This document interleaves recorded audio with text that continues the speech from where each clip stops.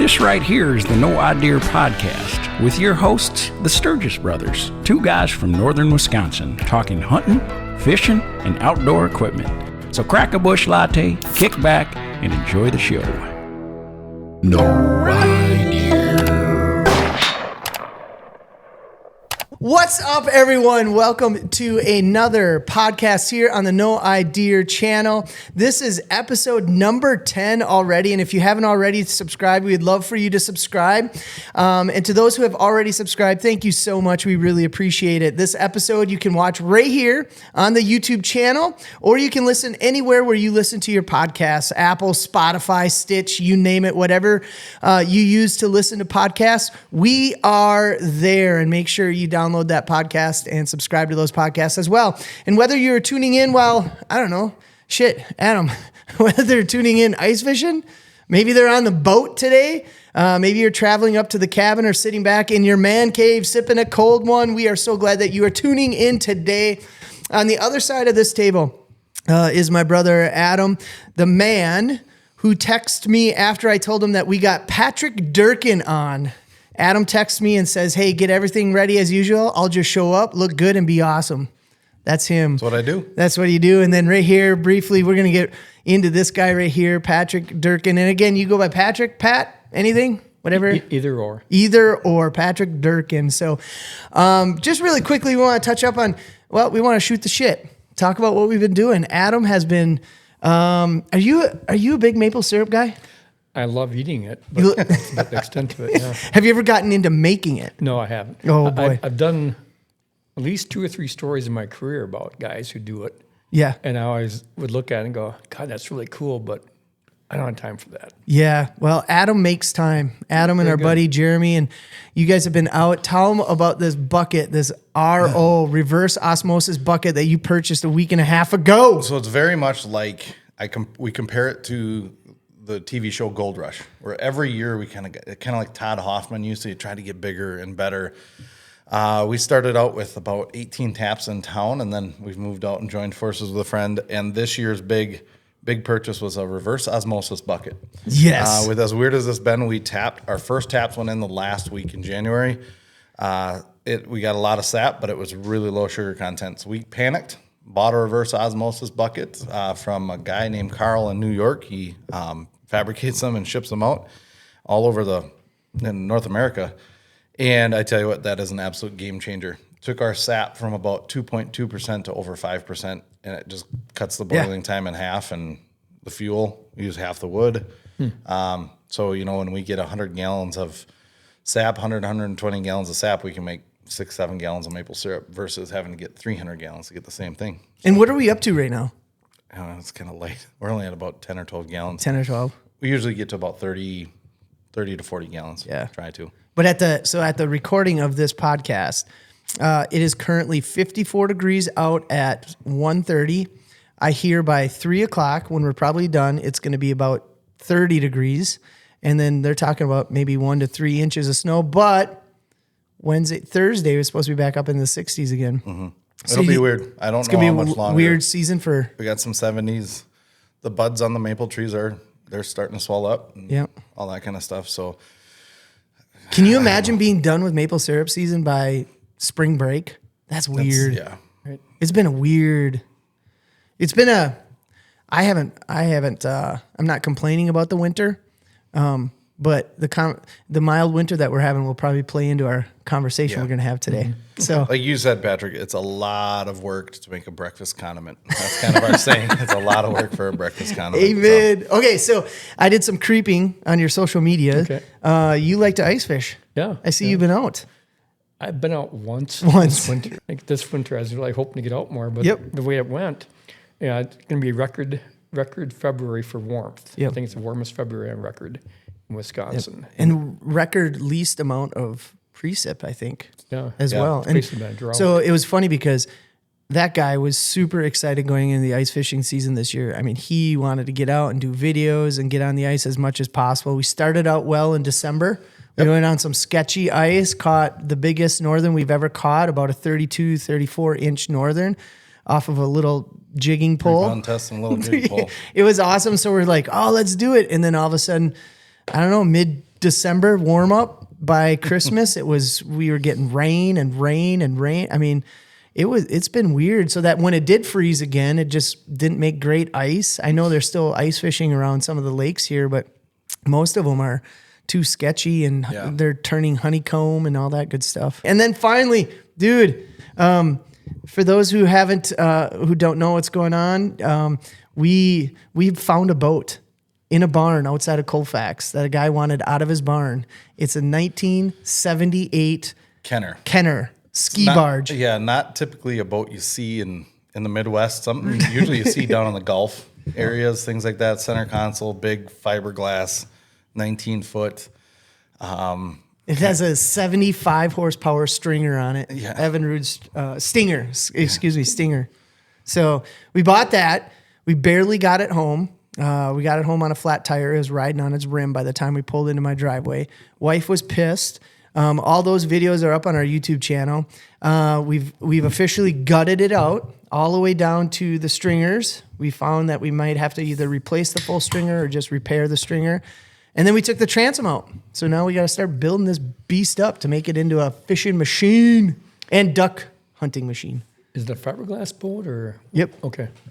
Yeah, it's all fiberglass with a wood floor, wood stringers, and so we're gonna get to start from scratch. So we're trying to figure out the layout of it. If we want lockers, rod lockers, or if we want other types of things or a live well, we get to kind of start from scratch. So that'll be kind of interesting. The biggest thing that we're waiting on, and I think this is Jesse, our producers. It's his cousin. We dropped it off at his house, is to figure out if the motor actually works. It was a classic advertisement on Facebook Marketplace where the guy said it ran when we parked it. So we don't know if we have an anchor or if we have a machine of a Evinrude motor. So we'll see how that goes. So, all right.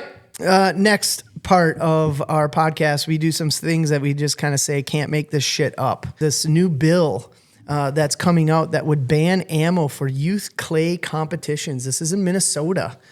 And this is that hot button topic of lead, right? Versus steel. And the bill would basically ban it from all, clay shooting competitions. If you go out to like Eau Claire Rod and Gun, you couldn't use it there. But again, this is only over in Minnesota right now. And it's really playing out in public around the conversations about just how much lead is how much lead are these young kids being exposed to by shooting it, and how does this affect the environment when you're talking about a confined trap place? But I found it really fascinating that the pushback is this is going to cost way too much money. Mm-hmm. I don't thoughts. I mean, this is they kind of talked about this when they were talking about upland hunting and stuff and going to steel shot. But then there's been some studies that show. Well, as far as the safety aspect of the kids shooting it and someone being affected by it, the only thing I'm aware of that where lead can be a problem just by shooting a lot is in enclosed spaces like indoor shooting ranges. Mm-hmm. They have to watch for that, the amount of lead exposure. As far as being out in the outside and shooting, I've never heard of any study on that. Yeah. And I can't imagine it's that big a deal. I mean, people have been shooting trap outside and skeet outside for at least how many, well over a century now. I think there's always an argument about if we could have a good, cheap alternative that's readily accessible, and we can buy it, and these kids can keep shooting without putting toxic stuff out into the landscape, I'd be all for that.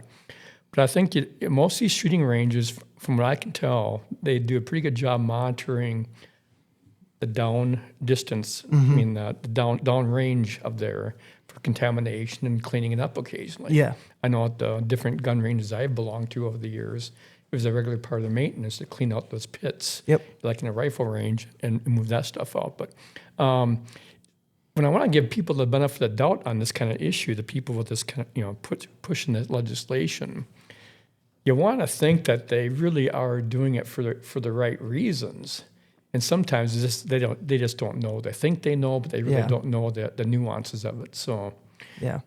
Without knowing all of these people that are quoted in this particular article, it's just, I go in wanting to think they have a objective point in this whole thing, but sometimes they have agendas. Yeah, yeah. Well, and the impact on clay shooting teams too. I mean, we're talking about a sport, whether it's clay shooting or just hunting in general, that is struggling to get the next generations to come into it. Mm-hmm. And they're concerned. The one coach said he needs to purchase about $15,000 worth of shotgun shells every season, and this bill would double that figure. Yeah. Which, as they would say, the school and booster club could reduce that burden somewhat, but eventually the cost will have to be passed on to the families, which then in the end, they're afraid will impact participation. So, and I know, I mean, my oldest son, he's on the trap team here in Eau Claire, and offsetting costs, it still costs us about $100 to get a case that will last them close to, 2/3 of the season. And so, that's a lot. That's not hard for us. It's not a burden for us. But if you want to continue to increase participation in a sport, that's something that I'd be concerned about. Mm-hmm. I agree. Yeah. We're going to bring up one other article, only because we talked about it at our last episode. But now that we have the author of the article here, I thought it would be awesome. Okay, so to set it up for those who are listening and watching, back in November, and you can correct me as I'm just kind of riffing here, but back in November, a bow hunter here in Wisconsin, just south of Eau Claire, correct? Mm-hmm. Yeah. Was out bow hunting, minding his own business, looking to harvest a deer when it was a cougar, right? Right. A cougar comes through the woods. And for most of us, just seeing one would be scary yet amazing. But he did everything he was supposed to do, according to the article, everything he was supposed to do to scare off a cougar. And typically cougars and human interaction are few and far between. But everything he did, the cougar, it didn't faze him, right? Right. So we'll fill in the details here, but he shoots the cougar, and then this bow hunter is essentially crucified on public forums on the internet, right? Right. Because many people took it as the classic up where we're from. Remember that one lady who accidentally shot two elk, and all that kind of stuff. And they're like, dumb hunters. This guy's a dumb hunter. And, it was a trophy hunt. He had a chance to get a cougar, and he's just claiming self-defense. But you did a follow-up kind of article. They didn't press charges. No. Go on. Well, why? Well, Wisconsin's law on cougars is they're protected. They aren't off limits. Basically, if it's a threat to life or property, a protected animal like a cougar, they aren't. There's no established cougar population in this state. There's a random males wandering from South Dakota for the most part. And it's been pretty well documented. We have no record of a female cougar ever showing up in our state. So therefore, they're not on any kind of endangered list in our state or threatened species, because they really aren't a manageable species right now. They're basically transients usually, just moving through. And so as protected species, though, if you feel threatened and your life's in danger, or they're about to cause property damage, like kill your dog or something, they won't charge you with killing it. And then it comes down to, well, did this guy feel threatened? And what I pointed out in my article was that all these people prejudging him, I just don't know how you go about just assuming the worst all the time in people. That here's a guy that's your fellow bow hunter, and you got to think, that if you knew this guy, you'd give him the benefit of the doubt. Well, he shoots this cougar. He felt threatened. Yep. He let it come within, I think, 13 yards of his tree stand. And the thing had been coming at him, stalking. Like a cat does. Like a cat does. A step forward here, and then pressing down tight, and moving ahead, pressing down, and just stalking him. And he finally realizes, at about 15 yards, that thing could be up the tree and in my lap in a second here. And you're sitting there with a bow and arrow. And that's not exactly a weapon you can shoot straight down, even if you had time to do it. And he started to feel threatened. Now, I wasn't there. Yep. The wardens weren't there. No one who investigated this was there. And all I could do is, take his word for it and then see if what he tells them lines up with the evidence. And basically, though, when the thing came within 13 yards, he apparently came to full draw and shot it. Yeah. And he didn't track it that night. He got out of the woods, went back, called the DNR right away, reported it, wasn't trying to hide it. Then in the morning, the DNR sent 2 wardens out there along with a wildlife biologist. They interviewed him. And this is all, if you talk to police and wardens, they have their routines of how they investigate things. It's not happenstance. It's not, screwing around like you and I would do. And they come in, they have real strict protocols they follow. And so they basically questioned the guy, got his story, and that's okay, let's go check it out. And they went back to the scene, found the blood trail, followed it, found this cougar, like I think 120 yards away or so. And it all lined up. It was shot coming in, hit it right up top the right shoulder, and was stuck. And I think the broadhead stopped back in the stomach someplace, back in the intestines or something, but it didn't come out their side. But everything lined up with what he told them. Yeah. And they went back and they talked to their supervisors and the DA, and looking at Wisconsin law, there's nothing here to charge him with. Everything lined up. The other thing that comes into play too is when you talk to law enforcement people who do interrogations, these people typicly are pretty good. They know when they can size you up. Yeah. And if you're they can smell smoke. Yeah. I mean, they probably know all the body language, the facial expressions, the averting the eyes, all those kind of things that they watch for. And apparently, this guy came across as a legitimate guy. He was not a BSer. And he didn't. The other thing that you pointed out in the article was he didn't ask for it. Right. And when they talked about it, he's like, I don't want it. Yeah. He just wanted to be done with it. Yeah. I reached out to him a number of times. And I got his phone number from the chief warden down in La Crosse. And he contacted the guy first and just said, would you want to talk to Pat Durkin about this? And I explained who I was. And the guy texted me and said, he was tired of it. He was not sleeping. People were harassing him. Yeah. And he's just seeing all the crap that's being written about him online. And he just thought, no, the sooner this gets behind him, the better. I'd like to take and that's like the feel threatened part. And I know that's what a lot of people got hung up on. It's like, okay, let's take you out 100 yards away from a cougar, put some catnip on you, and see how long it takes you to feel threatened by this thing. Because I bet it's not going to be 13 yards. It's probably going to be more like 50. Because you see, remember Aunt Mary's old white cat Dickens? Oh, yeah. That thing, I would feel threatened within like 30 yards of that thing. It was like, geez. But that stalk that felines do, it's just a different thing. And I think anytime you read about bear attacks, cougar attacks, whatever it might be, for the most part, most of them never materialized. The animal comes in, looks at you curious. Like I've had black bears look at me and then walk away. But for a couple seconds, the times it's happened to me, for a couple seconds, the hair goes up in the back of your neck. Mm-hmm. And I think, and typically the 2 times I can think of the bears when I've been out in Idaho, it was a big relief when they turned and walked away. Yeah. Because you're really wondering, are you going to be the exception? Yeah. Yeah. Well, and with that is, when you wait just 1 second too long, it's too late. Yeah.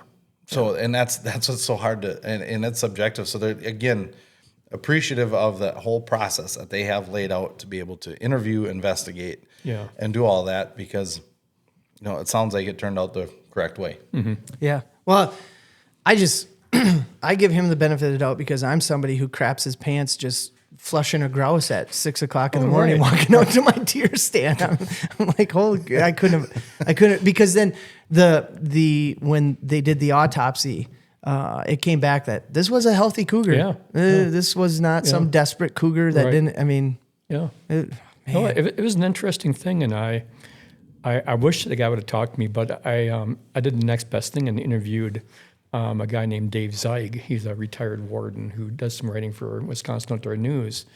And Zeig made the point. He said, this guy made a decision that he backed up with what he observed. He says, now it might not be a decision I would have made or you'd have made, but that's the decision he made, and there's nothing illegal about it. So why would you bring charges? Interesting thing too, just to go back to real quick, and you said it. There's been no documented female cougars in the state of Wisconsin. Correct. Yeah, I think that's interesting. I think for our listeners, I think that's it's really an interesting point. To me, it's a really important point because Minnesota too has never found in modern times anyway, has not ever documented a female cougar in Minnesota. And if they're coming from the West, you would think, well, if they haven't established a population in Minnesota, why would they skip a state and come here and start? Now they have documented, I think, 3 female cougars in Iowa, but in all 3 cases they were killed. And Iowa's law, they tried changing over the years, but apparently because of agricultural interests, farmer interests, they just backed off on establishing some kind of protections because the farmers argue that if they attack our livestock, we want to be able to remove them, and so even the mere threat of threatening the livestock, they can shoot them. So Iowa's laws are a little more lax than ours are. Well, again, for those who are listening, sitting between my brother and me right here is Patrick Durkin. Patrick is an award-winning outdoor writer. He is an outdoors writer and editor and regular contributor to Meat Eater. He is a weekly columnist for 17 Wisconsin newspapers, regular contributor to American Hunter magazine, and former editor of Deer and Deer Hunting magazine. And so I just thank you so much for coming on because we want to chat everything up about your passion for conservation, your passion for the outdoors. And I also get a sense after listening to some of your podcasts that you're on just your passion for the state and the overall conservation of this state. So there's a whole bunch of stuff that we want to talk about. I want to navigate this carefully so it just doesn't we just don't keep going down rabbit holes, but we were kind of talking about what we would title this show. And Adam said we could do some clickbait and we could be like, how to fix hunting in Wisconsin. And after I thought about that, I'm like, well, that's not necessarily clickbait because that's kind of what we're talking about is we're at a place now in Wisconsin where it feels like anybody and everybody who cares about the outdoors has an answer for how to fix what our state is experiencing right now. So why don't we just start with, how would you describe the state of hunting today in 2024? Okay, where we are today, we're talking numbers are down. Numbers of hunters are down, harvests are down. The hunting participation is significantly down. We're seeing a drastic decrease in next generation, our children engaging in hunting and so forth. So how would you describe for somebody who's not a part of Wisconsin and a part of this conversation, what the lay of the land is for hunting in Wisconsin? The issues we're facing with hunting in Wisconsin are pretty much, I'd say, from the eastern 2/3 of the country. It's not just us. It's a societal change. Some folks want to act like if we just had more deer, we'd have more hunters. And I think it's not that simple. No. These kind of societal shifts, they happen, and you sometimes. The expression I use sometimes is you're not going to R3 your way out of this. We have this program that many agencies are using: recruit, retain, reactivate, R3. But government's not going to save hunting on its own through its programs. We can try. And we're always encouraging each other to bring other hunters in. But it's really a big societal shift where, I grew up hunting. It was just part of the natural environment. And the thing is, too, in the 70s, though, when I grew up, not everyone hunted then either. But, coming out of if you go back in Wisconsin history, our hunter numbers in the 1950s and 60s, I think we're selling around 500 to 550,000 deer licenses most years in those decades. And that's about where we're heading back into now. But the biggest change is that we're become at the same time an increasingly smaller part of the population. Yeah. Where that 550,000 people hunters back in the 50s was a much larger percentage of the population. Don't they say we make up only about 6%? It's down around 4%. 4%, and that's in the nationwide. Yeah, 4% are hunters. Yeah, and yet the thing that really I think is the biggest change is that we have a lot more going on now. We have a lot more outlets for people to entertain themselves. We aren't as connected to the land. We're a rural-based society until basically 50 years ago. I mean, so much of hunting came from the rural communities. And the people like me who grew up in Madison, that guys I hunted with, we weren't that far away from the rural backgrounds. You know, our parents grew up on small areas just outside the city, and it wasn't. We were not that far from the farming community. A lot of our relatives and friends still had farms, so it wasn't unusual to go hunting back then for squirrels and rabbits. And deer was never the main focus, though, for a lot of us. We grew up squirrel hunting, rabbit hunting, pheasant hunting, grouse hunting was pretty big in southwestern Wisconsin back in the 70s. So what I've always worried about, even as my time I was the editor of Deer and Deer Hunting magazine back in the 90s, and I used to always think about, well, is it really good that we're putting all our eggs in that deer hunting basket, which we were as a country, and we still are, really so focused on deer. And not as much focused as I was when I was a kid on rabbits and squirrels and that kind of stuff that kids can do without a whole lot of investment. Yeah. So I don't think hunting will ever go away. I don't think that.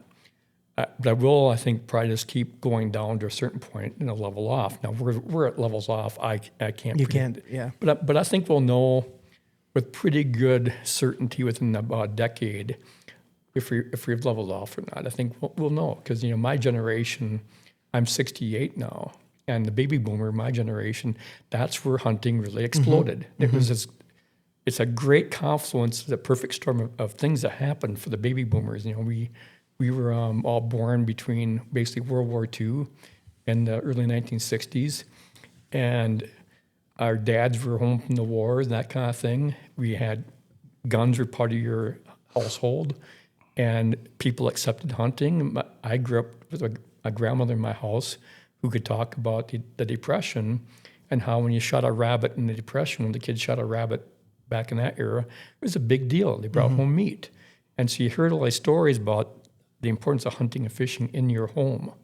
And it was just part of my culture. And then, but in the 70s, I think it was a really cool thing that happened just by total, fate, whatever you want to call it. But between the deer population started booming in the 70s. Also, archery hunting started booming, bow hunting started booming, and portable tree stands started taking off. We didn't have portable tree stands when I first went hunting. So those three elements really pushed a big burst of hunters into the pipeline, and it basically hung on for about 20 years. But so I'm not making this up. In the late 1980s, when I was at the newspaper in Oshkosh, I was the outdoor writer there. I always remember interviewing a couple different people at DNR and a rural sociologist named Tom Heberlein at the university. And they were predicting in the late 1980s exactly what we're now going through because they could see the license trends. Yep. Yeah. And they could just say, you project this out as these baby boomers start dropping off. Hunting's going to start dropping. You just wrote that article a couple of weeks ago, didn't you? Yeah. And then he was a prophetic voice as to what was happening. Yeah. And it was fascinating too because my dad will tell us that in pretty much all the 80s they would go seasons of deer hunting and not even see a track. Oh, sure. But that supports the whole thing of just more deer fixes that. Because there was, and more and more people hunted then. Just right down here in Fall Creek, our family settled on a farm there from Germany, and that farm stayed in the family all the way through the late 80s, and we hunted it in the early 80s, and they would, I think he said there was like 3 or 4 years without even seeing a track. Yeah. But they did it every year, all day long, sun up to sundown for the 9 days. And it was just... Where would you say, we'll get into deer numbers, okay? Because it just feels like right now that's the silver bullet that everybody thinks is there.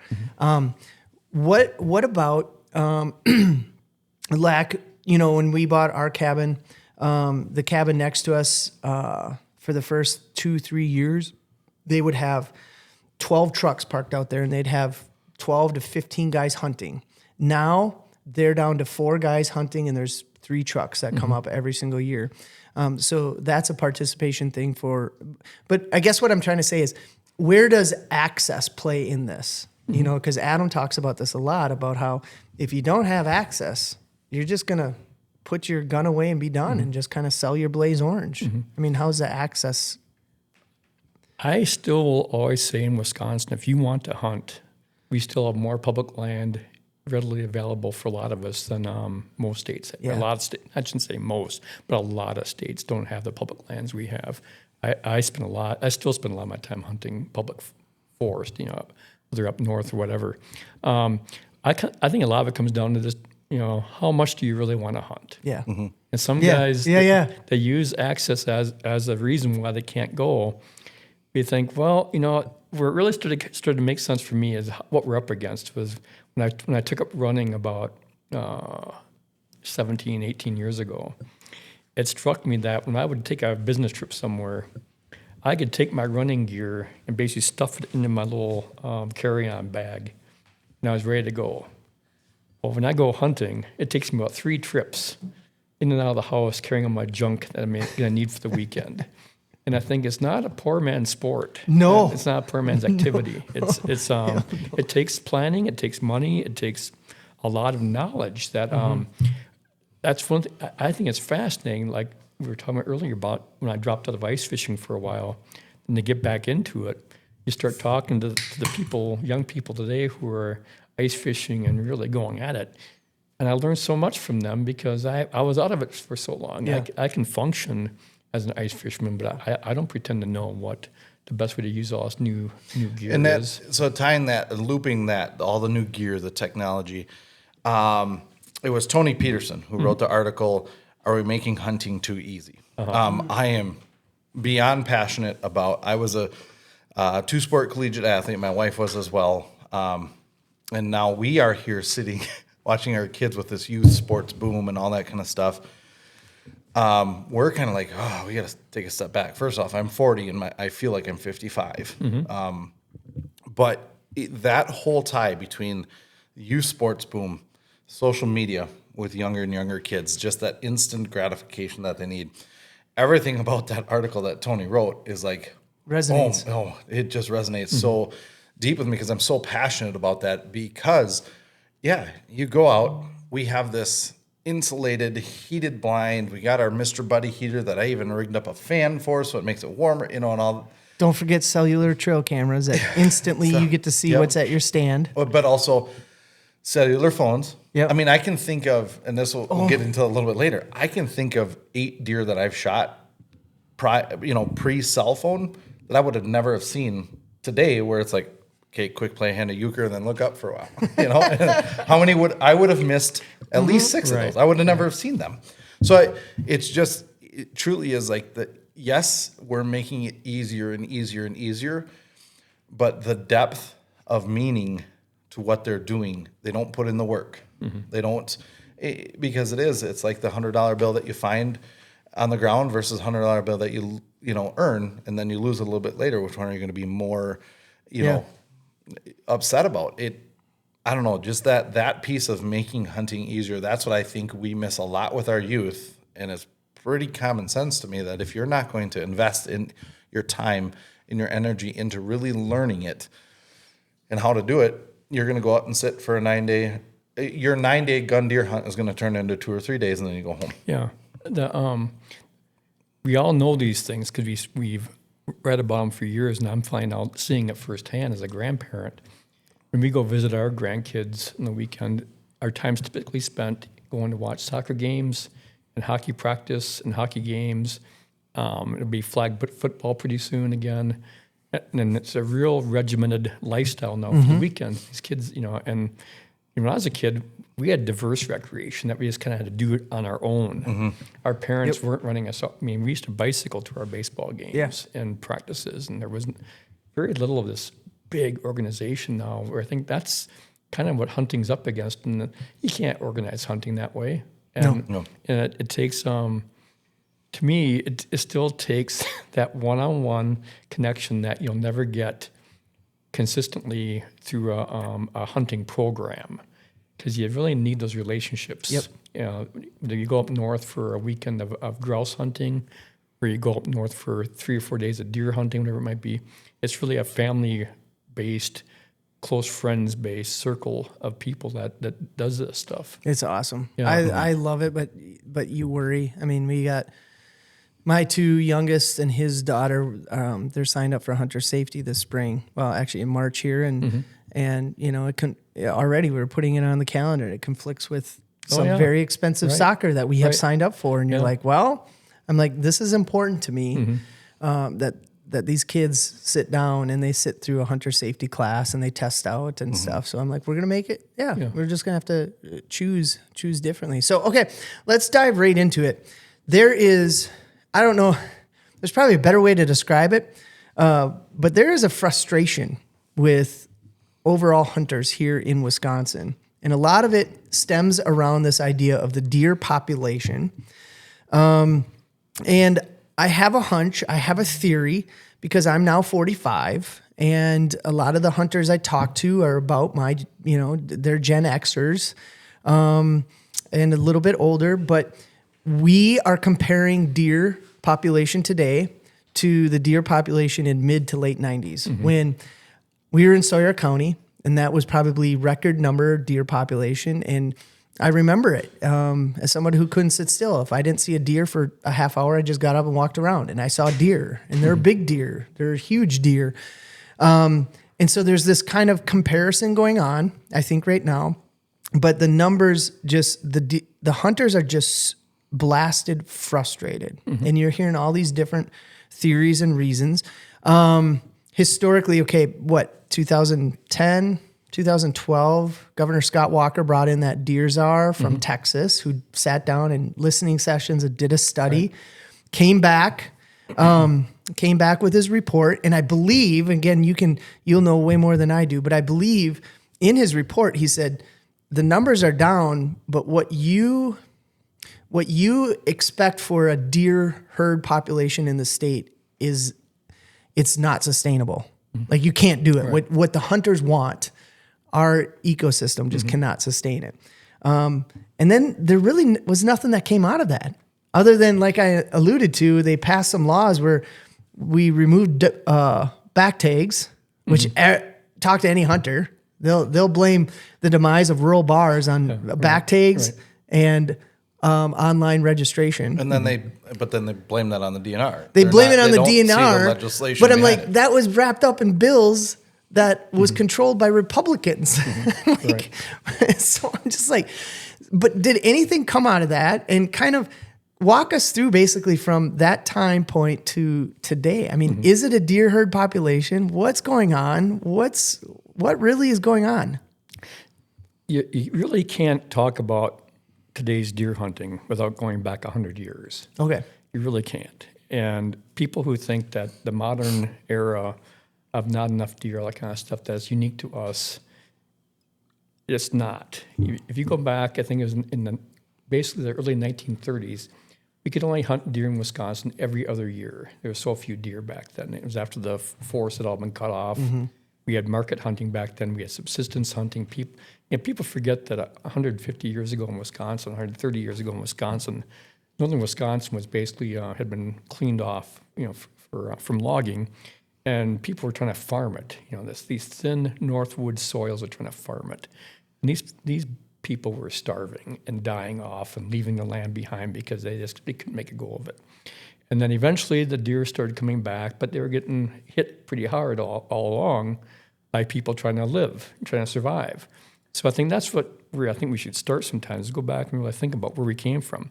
So for every other year, then for a while, we did not have deer hunting. And then, but then it didn't take long. Once we started laying off a little bit, they started bouncing back, the forest started regenerating, and deer love that fresh regrowth. That really is great deer habitat. They can support so many deer. And so by 1943, you'll still, if you go back and read about Wisconsin deer hunting history, you'll often come across this, what's called the crime of 43. And the crime of 43 was Aldo Leopold, our famous deer wildlife biologist, the father of wildlife conservation, basically, was telling hunters that we need to go out and start shooting all deer, not just bucks. And in fact, Wisconsin, you go back far enough, you'll find a time in Wisconsin history where we were encouraged to shoot any deer. And when we switched to buck only, people said, that'll never work. Everyone ground checks. You shoot the deer, then you go over and check, And so we actually have that in our background where buck only hunting was just like unheard of. You just didn't do that, So that's, I hear part of our history. Yeah. And anyway, so Leopold was just widely scorned in the 1940s for pushing antlerless harvests to basically back off the pressure on these Northwoods habitats. And he's telling people, quit feeding these deer artificially because it's just going to boost their numbers to artificially high numbers that the forest can't sustain. So we've had this argument, these discussions for a good 100 years now. Oh. And you think, so we came through that and people were just death on shooting does, no doe shooting.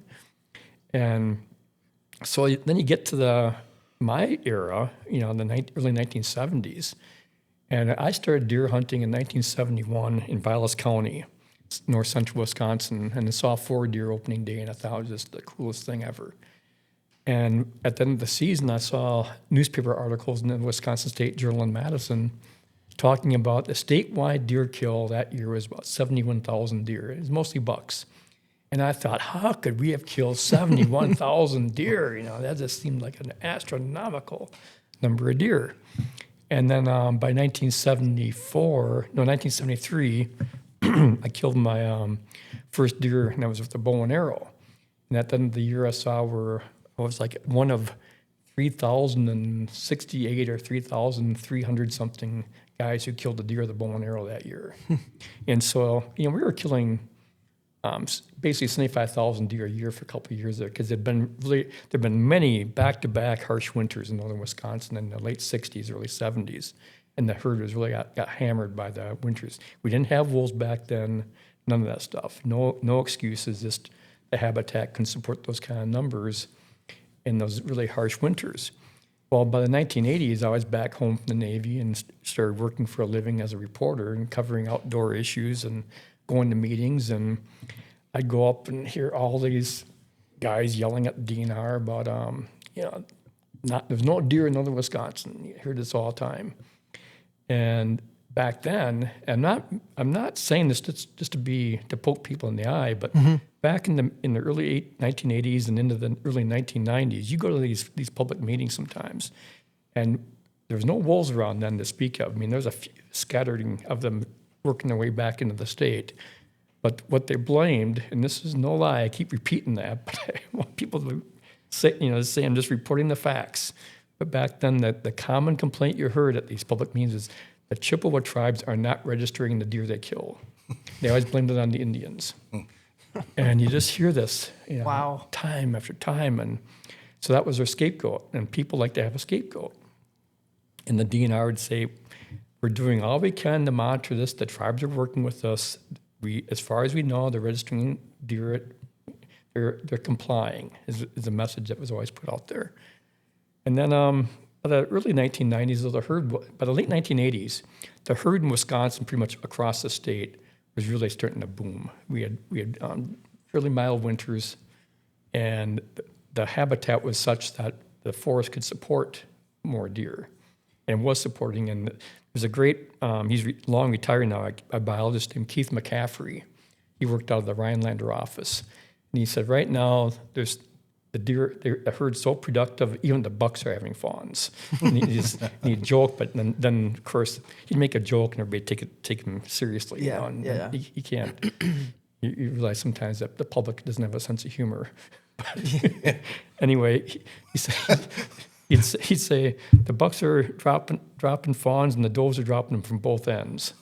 But really that's how productive the herd was. It was the herd in the late 80s and the 90s was just having spectacular success rates for, bringing 2 fawns along all the time, not just 1, but 2.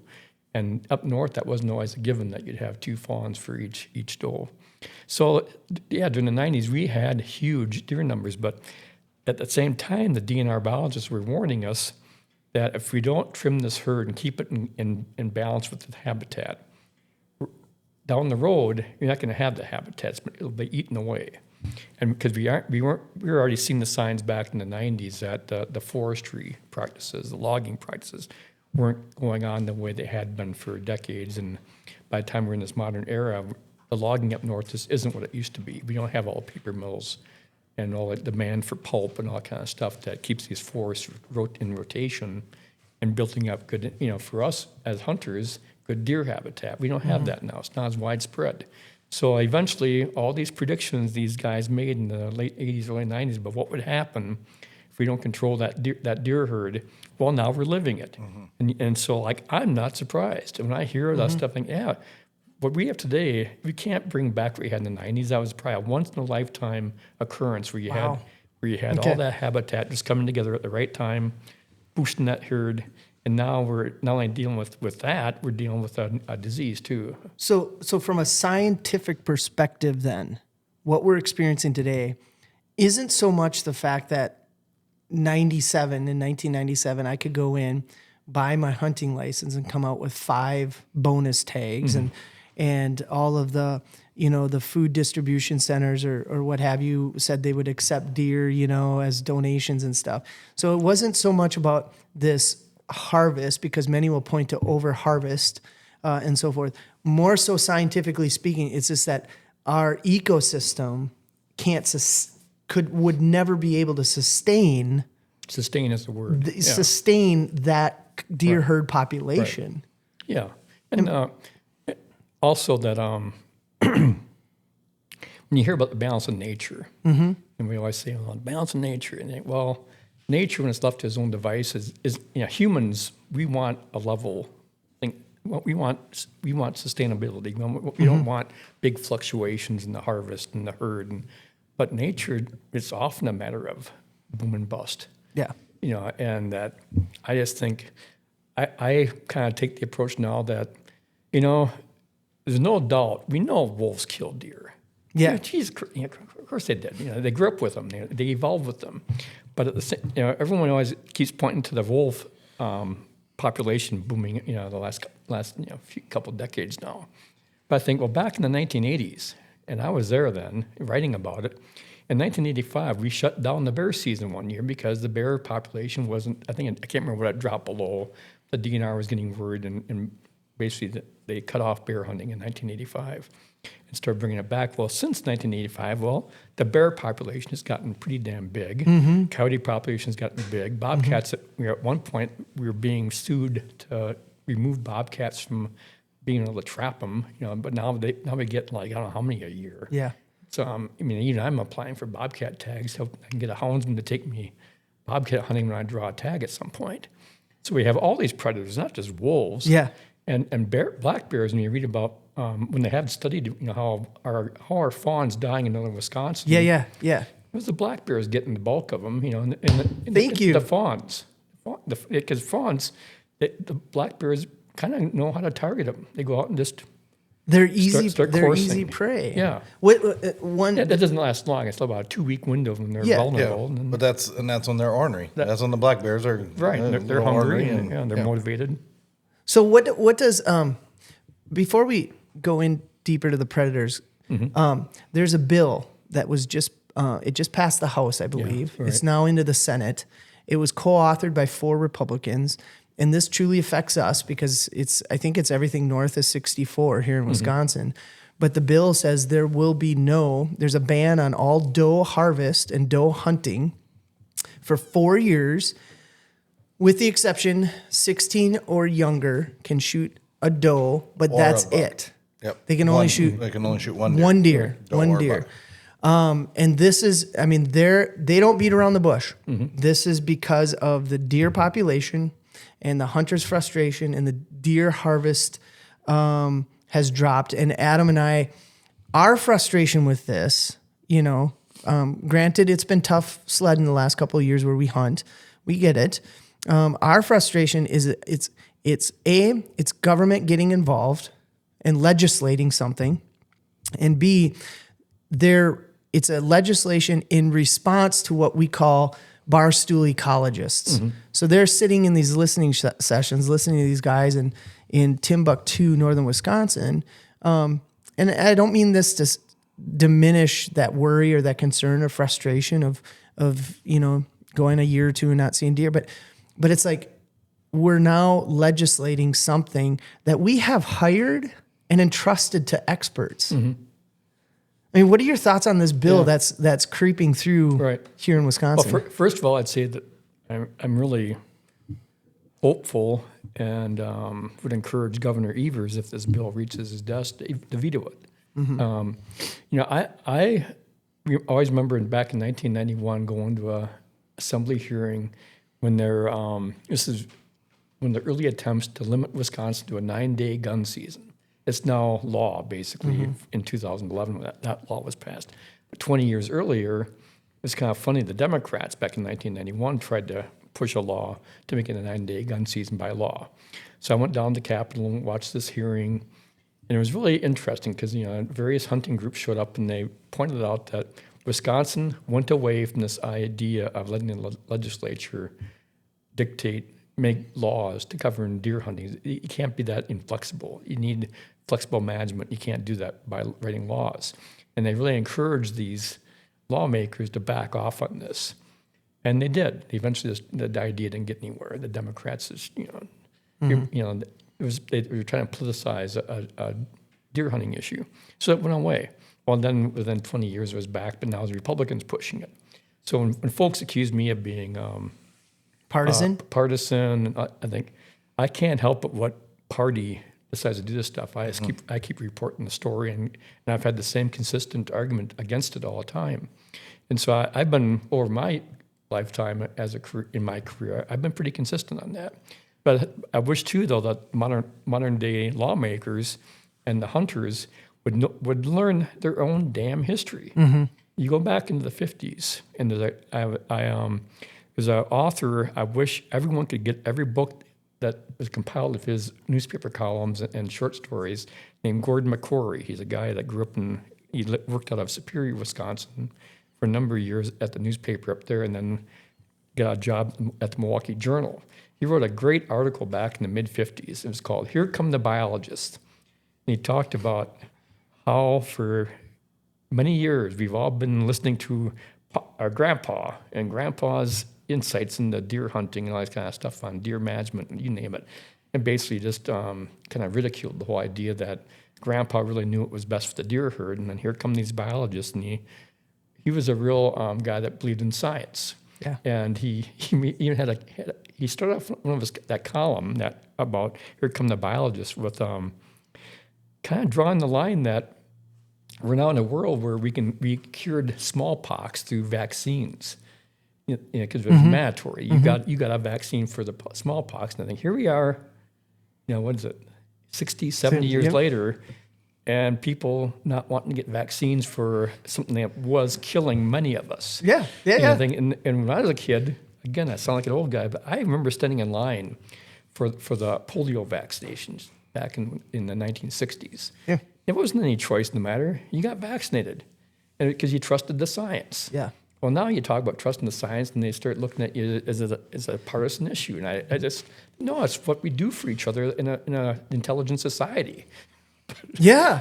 And that's what's frustrating. And that's my biggest concern moving forward with everything is how do we accomplish anything with compromise? Because right now the sun rising and the sun setting is politicized. Right. I mean, and it's that's where I'm a little I get a little bit depressed thinking about it. Like, how are we even going to move forward?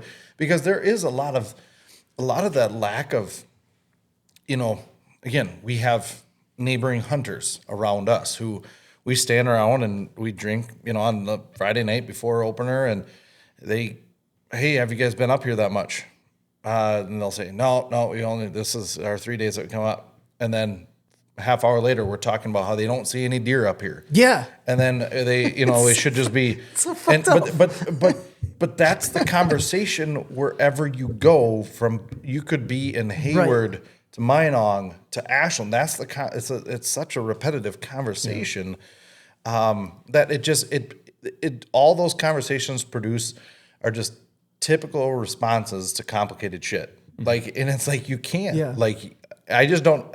Is trying to educate people like that worth it? Is it even? What do you do? Well, back to that bill though, that because they will tell you, well, yeah, it's common sense. We don't shoot doe, and in 4 years the deer herd's going to go through. But I'm sitting there saying, but the people who are educated and know this and went to school said, no, that's not the case, right? And you said, historically speaking, what you want this to do, to get us back to the 90s, you just can't do. Plus, on top of it, we're coming out of a historic mild winter.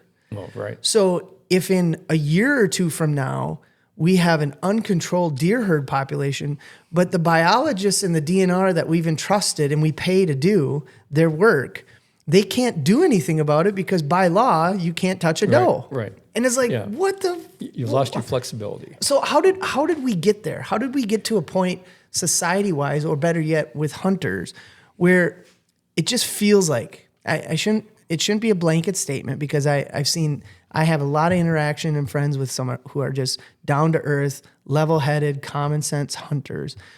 But it just feels like the generalization is that hunters do not trust the DNR. And there's only one conspiracy I buy into, and that is the NFL had it out against the Packers this year. That's why they didn't get to the Super Bowl. I do believe that. But the conspiracy that the DNR is working for the leftist anti-hunting groups, and this is their ploy now to open it up to wolves. This is their ploy to ban hunting or to end hunting altogether in the United States. So how did we get here? If you're a historically speaking guy. This is the kind of stuff I always find fascinating, because we always tend to think it's all about us. But I know when I worked at Deer and Deer Hunting magazine, one thing I can assure you is that this kind of strife and anti-government attitudes, it's really so much more in the northern states, where we never lost our deer hunting totally. I mean, you go across, Wisconsin's one of the worst, I won't argue that. But Pennsylvania is everything as hostile as we are as far as trusting government biologists. But you go right across the upper north, there's always, basically deer and deer hunting's circulation numbers were all across the northern tier of states. We had southern readers, but the big numbers were from Minnesota all the way across to New York State. In all those states, it's always contentious. Deer hunting is always contentious. And there's something just in the American psyche that's, we tend to be the people that always, look who settled our country. It's people who didn't like Europe, didn't like the control. Didn't like the government. So it's probably something in our blood that just kind of makes us contentious toward the government. But this whole distrust of science, so that's been there. I think it's worse now than ever, because I never envisioned a time when I could always understand somewhat our response for the chronic wasting disease, that as long as it's not affecting me, Pat Durkin, and my kids, well, it's a big deal. I can see guys would think that, because it's never been shown to jump the species barrier, and then there's the people like me. I like to think I'm probably a little more accepting to the fact that we don't know a lot of things that we're going to learn in the future. I don't think we've reached the maximum knowledge base for humans. So, I think it's it jumped the species barrier in the cattle version of it. Both the mad cow disease, it jumped it over in Europe on that. And the sister disease of that is chronic wasting disease in deer. And well, if it did it for cows, it might do it for us. So I guess I don't feel comfortable feeding it to my grandkids. I don't want that on my mind. So I'm willing to accept that there's going to be some things that we haven't learned yet. Yeah. And that we will learn. We'll be a lot smarter a few years from now. And that's one thing I just get frustrated with folks so often is, why do you think everything there is to know we know right now? Science doesn't work that way. Science is always testing itself. The scientists, if you ever want to have a good long-term entertainment, go attend deer conferences. There's one called the Southeast Deer Group meeting. Every year they gather and share their research and present their research, and then they bicker back and forth about, is this, they don't trust what this guy came up with, and this guy's trying to disprove what they proved 10 years before. But I think that's how science works. It's this give and take. It's not always friendly, but it eventually keeps pushing the science forward. Mm-hmm. And I like to think that's how our country operated, that we get in these legislatures and we fight, we argue, but yet eventually we compromise. And that's, when Adam talks about compromising, that's really the heart and soul of democracy. That we don't, this isn't autocracy, this isn't royalty where the royalty is always right, and we can argue and we should argue. So when it comes to herd numbers, then back to the wolf and deer relationship, now thinking with the ecology hat on, I'm kind of anticipating the answer, but for the listeners, is a deer herd, again, we talked about sustainable deer herds and just this enormous, what the Deer Star said, that it's not sustainable. But what is a sustainable herd, and how much will that actually fluctuate decade to decade based on predators, including bear and bobcat and all the other things? And also, you look at, I looked it up earlier today, it's somewhere just shy of 2 million more vehicles on the road from 1995 to this February. Yeah. So, all those factors, what is a sustainable herd for Wisconsin kind of over from decade to decade?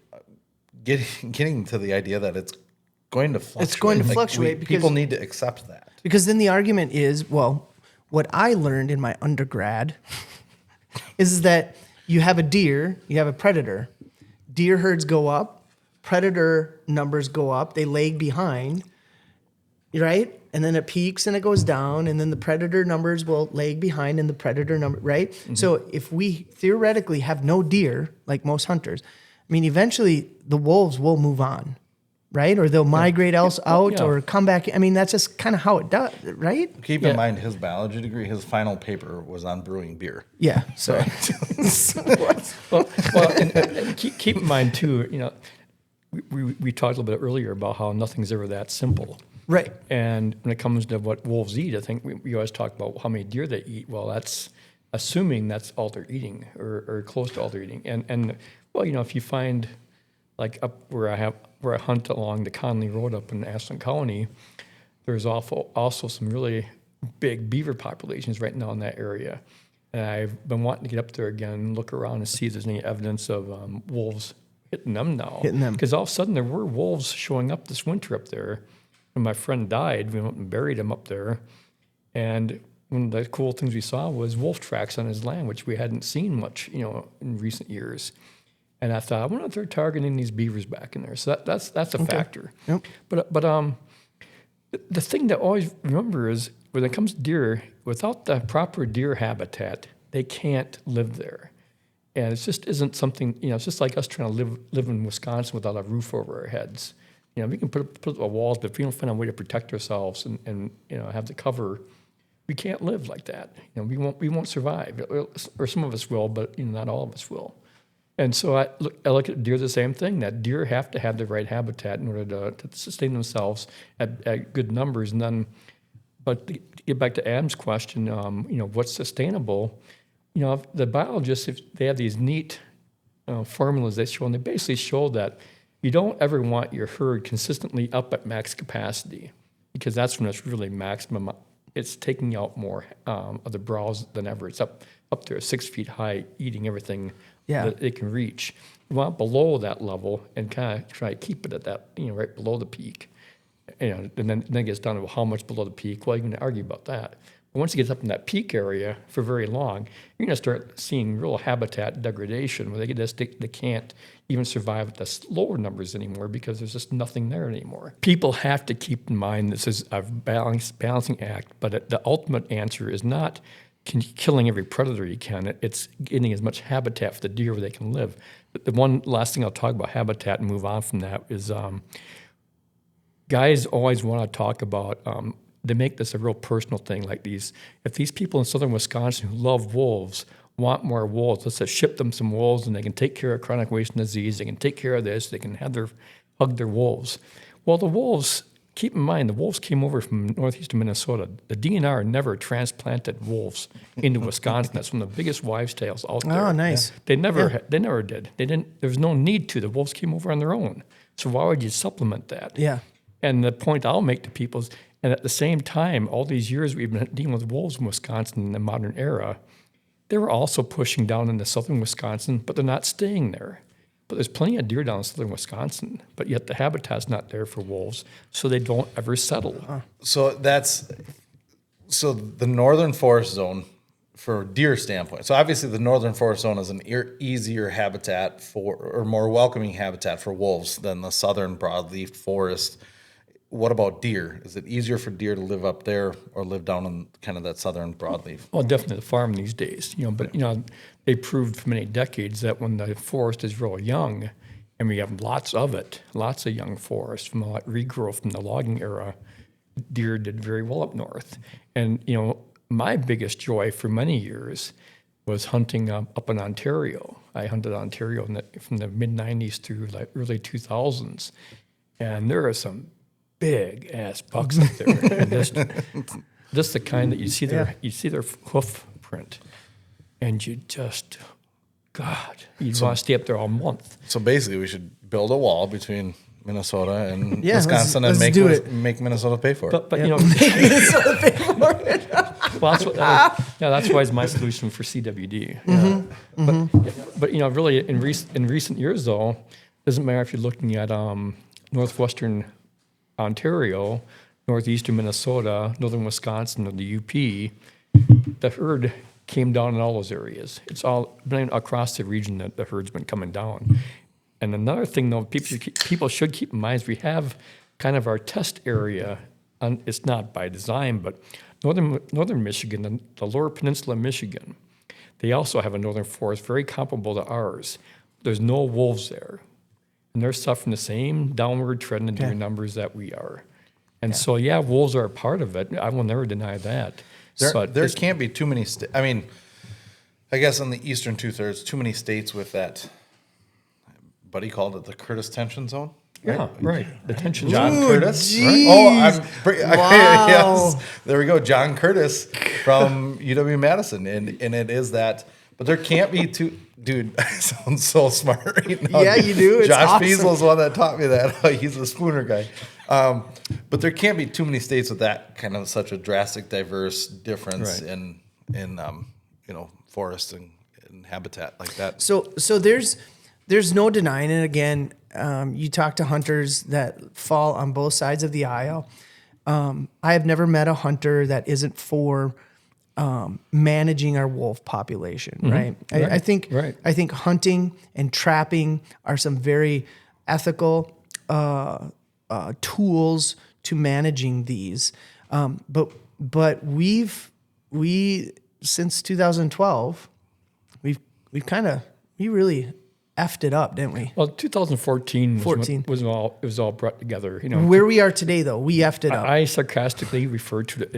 I always remember when this was announced by the DNR secretary at the time, Kathy Stepp. She announced this as the new era of deer management, and it really rubbed me the wrong way because I knew her background, and I knew she was not versed in the deer hunting history of Wisconsin. And I thought, if you think this is going to solve the problem, you don't know Wisconsin. You don't know Wisconsin deer hunting. This plan they had is not sustainable. It's not something that we can really make work for the long run. And they basically said that at times in there. But it was such an attempt at politicizing deer hunting and solving it through political means. I thought it just never had a chance. Yeah. And here we are 10 years later, and what's really changed? And this current bill we've been talking about in the Assembly, I can guarantee if that thing got passed somehow this year, 4 years from now, we're still going to be hearing the same damn complaints. There'll never be enough deer for some people. I mean, I wrote a column a couple different times now, dusted it off, and brought it back up to date, but went back and looked at our biggest deer season was the year 2000. We had, I think we had 680,000 deer licenses sold that year, and we killed over 500,000 deer throughout the season. Then you go into the surveys, though, the social sciences surveys of deer hunters and testing their, gauging their satisfaction levels. There's still plenty of unhappy hunters. This was just a mediocre season, nothing special, complaining about it. And so I've always, one of my little catchphrases I've used a few times over the years is that deer make people stupid. We just do not put that kind of, we don't argue like this about walleyes. We don't argue like this about lake sturgeon. We can typically have, I think, good reflective conversations where we listen to the biologists, balance it out and go, well, that makes sense.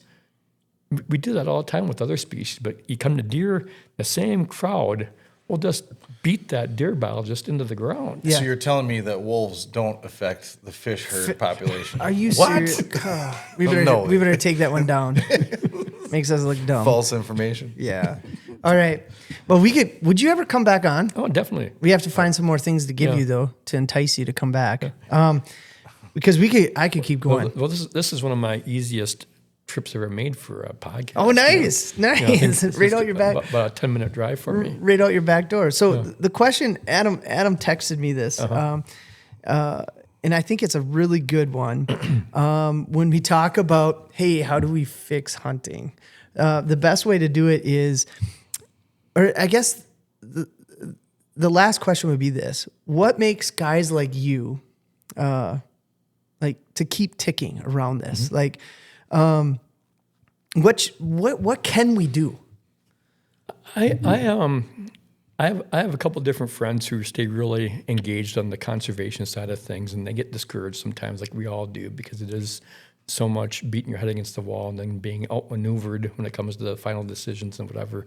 But I always I always keep these lyrics from a Chris Christopherson song in mind about the idea that you gotta keep saying what you're saying, hoping that someone's gonna care. And I think eventually just keep putting the information out there and keep putting the information out there, and figuring that some people don't sell them short. That a lot of people get it. And just because they're overwhelmed sometimes by political forces doesn't mean that a lot of people out there get what you're talking about. Because I get some real hateful email and some real just vitriol, just terrible stuff. That they write to you. But the thing I always remember telling other people, other podcast hosts, is that but yet the most vicious ones I've gotten in my career have come from the bird watchers. When you talk about opening a hunting season on sandhill cranes, let me tell you, those people go for the throat. Oh, wow. And so deer hunters, I think, they can be a little feisty and get kind of cranky and not listen to you and just, yell at you and send you nasty emails and whatever.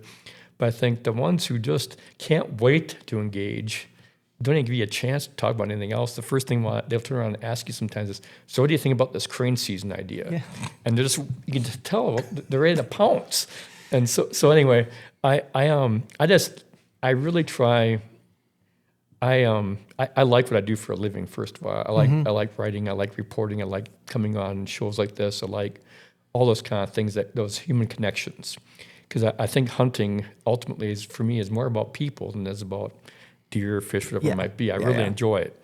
And that's some of the reasons, too. I can't understand the big fascination with trail cameras and all that stuff, because I think a lot of my enjoyment deer hunting for many years was always the scouting and going out with another buddy and making tracks, coming back, crafting your, pooling your knowledge.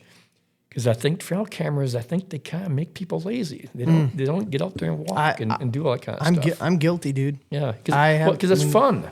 It is. It's fun, and you can show my son and I. Dad, did you see what showed up last night and stuff? But there's the story of the kid on, what was it? It's on the Facebook group. It's like Wisconsin whitetail bow hunter or whatever, and he posted this just huge 160, 170, and he said, started showing up on my camera while I was at work. So I took a half a day and went out and got them. Huh.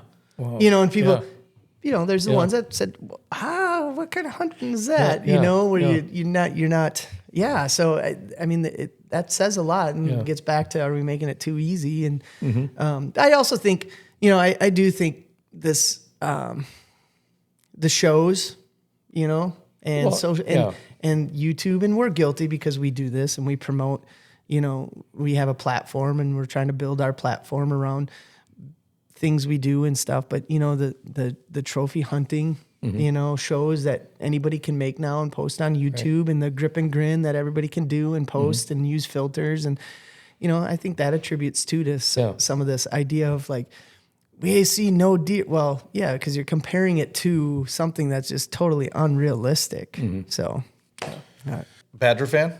Badger fan? Being from Madison? Not as much as the Packers. Okay. Oh, okay. Yeah. I get into the Badgers, but not. I only have enough passion for one sports team. Basically, I'm a real Fairweather Badger fan and Fairweather Brewer fan. I always root for them though. Do you believe Jordan Love is going to be a New York Jet in 15 years? Could be. Is he the next Hall of Famer? Packer quarterback? What did you think of the season? I feel like we should be so appreciative of how lucky we are to be Packers fans. No kidding, right? Geez. You look. It's unreal. I have a hard time having animosity toward the Lions fans. Yeah. Even though they're showing up in big numbers this year at Lambeau. But, God, we've been lucky. I want to feel sorry for the Bears fans, but I can't because they give me enough grief. And the Viking fans just suck. They're just dumb. I could say more, but my own personal experience is that I respect the Bears fans because they play outside. Yeah, their team plays outside.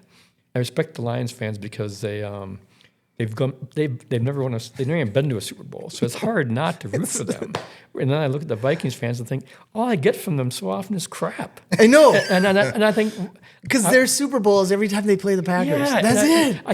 I don't get that. I think, why do you focus so much on just us? I know. It makes no sense to me. And then having parties to root against the Packers, I think, well, in a way, that's the ultimate compliment for us. Yeah, no kidding. Don't you guys realize that? That is awesome. Jesse, our producer, is a huge Packer fan, so he loves us. He loves trolling Bears and Vikings. It's awesome. So, okay, we have some episodes coming up on YouTube. Again, we have Adam bought this really expensive, god-awful expensive pizza maker called the Uni Pizza Oven that he is going to do a review on. The Crew 16. I turned 40 in September, so that was kind of my little, I shouldn't say I should give Steph credit. My wife's gift to me. But yeah, the Crew 16. It's the biggest one that Uni made. I took the past, few months and tried to dial it in and get good at it before we actually do a video and review it. Yeah. I got it dialed in. We're ready to go. And then we got the Mitch Meat Meltdown. That's a brand new thing. I mean, when this episode comes out, there's not going to be many people that have even heard of it. It's called the Mitch Meat Meltdown. They've got 3. It's a dry glaze. You sprinkle it on your meat at the end of your cook. The last 5 minutes, cover it, and it'll turn into this beautiful glaze. So it comes out as a rub, goes on your meat, goes on any meat. Nice. They have 3 different flavors, and they're out of one. I think apparently there's a production issue, but I've contacted them asking when it's going to come out. So we'll get that out pretty soon too. We got the meter versus Thermal Pro Temp Spike. We're going to do that to see which one's better, which one. Pros and cons to both of them. I also, I'm not doing this because you're on, but the First Light released some brand new clothing that isn't even orderable right now that I'm super excited to get my hands on. We're going to do some reviews on that. He's a nerd like that. I love this stuff. It's so good. I go Dickies, Farm and Fleet Farm, whatever, and he's showing up and he's like in glitter. And thanks for listening. If you haven't subscribed, we'd love to subscribe. Where can they find you really quick? It's Patrick Durkin Outdoors. PatrickDurkinOutdoors.com. You can find us on Instagram, Facebook, YouTube. All right, Kay. Good talk. See you out there. That's awesome. There we go. No.